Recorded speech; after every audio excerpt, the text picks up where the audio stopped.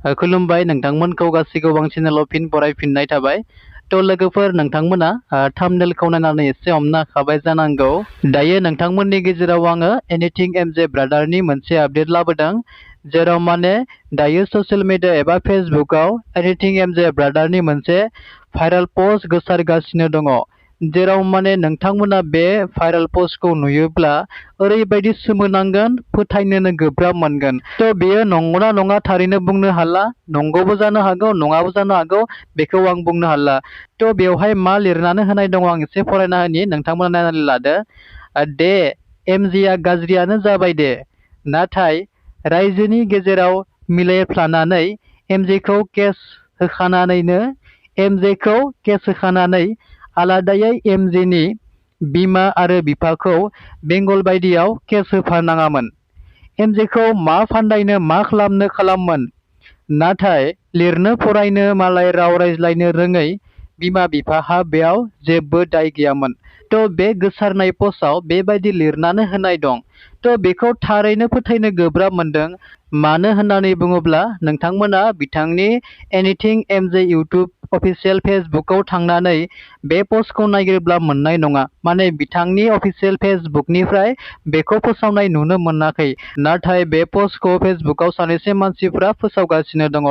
बिथांमोननिफ्राय आङो बेखौ मोननानै बे भिडिअखौ लाबोनाय जादों। लोगोसे बे पस्टखौ नुनानै फोथायनो गोब्राब मोनदों।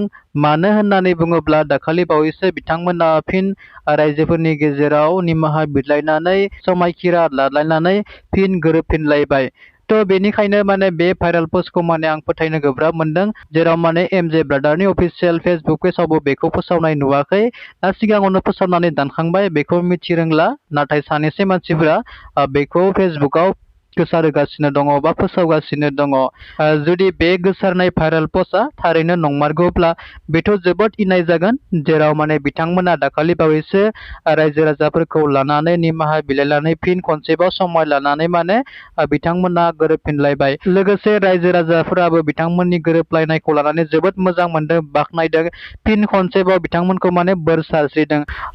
बेखौ जायफोरा फोसावदों बिथांमोनासो मोनथिसिगौ बिथांमोना बबेनिफ्राय गिबियाव मोनग्रोनाय। आथिखालाव सोरबा सोरबा माने एनिथिं एमजे ब्रादारनि इउटुबनि फेसबुकनि नामखौ लानानै एडिट खालामनानैबो फोसावनो हानाय।